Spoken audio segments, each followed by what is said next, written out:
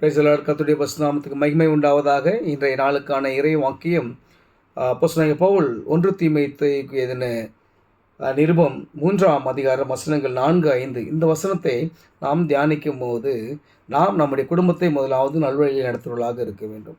ஒரு சபையில் நாம் ஒரு பொறுப்பில் இருக்கிறோம், இல்லை ஒரு ஊழியத்தை எடுத்து முன்னோக்கி செல்கிறோன்னு சொன்னால் முதலாவது நம்முடைய குடும்பம் திருச்சபைக்குள்ளாக இருக்கிறது அப்படின்னு சொன்னால், நாம் திருச்சபைக்குள்ளாக இருந்து நம்முடைய கடவுளுடைய ஊழியத்தை நாம் பிரதிபலிக்க போகிறோம் என்று சொன்னால் நம்முடைய குடும்பத்தை நாம் முதலாவது நன்றாக நடத்த கற்றுக்கொள்ள வேண்டும். இந்த சமுதாயத்தில் இந்த குடும்பம் கிறிஸ்துவ குடும்பம், இவர் இங்கே ஊழியம் பண்ணுறாரு, அவருடைய குடும்பம் எப்போவுமே சாட்சி உள்ள குடும்பம், ஒரு அன்பான குடும்பம்பா, ஜெபம் பண்ணிகிட்டே இருப்பாங்க, சாட்சி உள்ள குடும்பமாக இருக்கும் அப்படின்னு நம்மை குறித்து நம்மை சுற்றி இருக்கிறவர்கள் நம்மை சாட்சி கொடுக்க வேண்டும். அழகாக சொல்கிறார் பவுல், தன் சொந்த குடும்பத்தை நன்றாய் நடத்துகிறவனும் தன் பிள்ளைகளை சகல நல்லொழுக்கமுள்ளவர்களாக கீழ்ப்படிய பண்ணுகிறவனுமாய் இருக்க வேண்டும். எனக்கு அருமையானவர்களே, நாம் நம்முடைய சொந்த குடும்பத்தை நன்றாக நடத்த வேண்டும். நம்முடைய பிள்ளைகள் சகல விதமான நல்லொழுக்கங்களை கீழ்ப்படிய வேண்டுமா? சகல விதமான நல்லொழுக்கங்களில் நாம் கீழ்ப்படுகிற நம்முடைய பிள்ளைகளை கீழ்ப்படிய செய்ய வேண்டும். அப்படி நம்முடைய வளர்ப்பு இருக்க வேண்டும். அப்படி நம்முடைய வளர்ப்பு இருக்கும்போது நம்ம இடத்துல நாம் எப்படி அன்பு கூடுறோமோ அப்படி நம்முடைய பேரனிடத்துலேயே அன்பு கூடும். நம்ம அக்கம் பக்கம் இருக்கிறவங்க எல்லாருக்கிட்டும் நம்ம அன்பாக இருக்கணும்.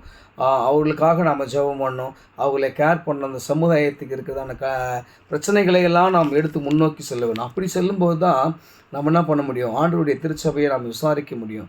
ஏன்னா அவர் ரொம்ப கனமான ஊழியன்றது சாதாரண விஷயம் கிடையாதுங்க.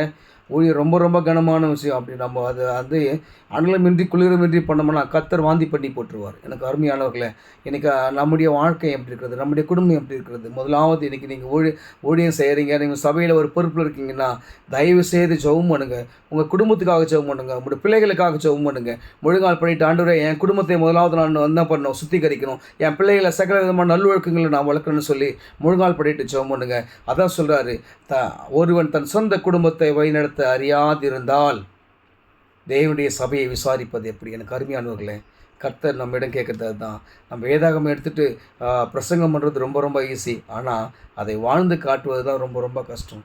நம்முடைய குடும்பத்தில் நாம் எப்படி இருக்கிறோம், நம்முடைய மனைவி எப்படி இருக்கிறாங்க, நம்முடைய அப்பா அம்மா எப்படி இருக்கிறாங்க, நம்முடைய பிள்ளைகள் எப்படி இருக்கிறாங்க, ஊழியத்தின் பாதையில் எப்படி இருக்கிறாங்க, ஆலயத்தில் எப்படி இருக்கிறாங்க, ஆலயத்தில் எப்படி போகிறாங்க, எப்படி உட்காடுறாங்க, என்ன விதமான ட்ரெஸ்ஸு போடுறாங்க, எவ்வளோ ஒரு நல்லொழுக்கத்தோடு இருக்காங்க, எல்லாவற்றையும் நீங்கள் இந்த இடத்துல நீங்கள் சிந்திங்க. கர்த்தர் உங்களை ஆசீர்வதிப்பார். குடும்பத்துக்காக முதலாவது ஜெபம் பண்ணுங்கள். அப்படி ஜெபம் பண்ணும்போது கர்த்தர் உங்களுக்கு எல்லா விதமான ஊழியத்தையும் கொடுத்து உங்களை ஆசீர்வதித்து கனம் பண்ணுவார். ஆமென்.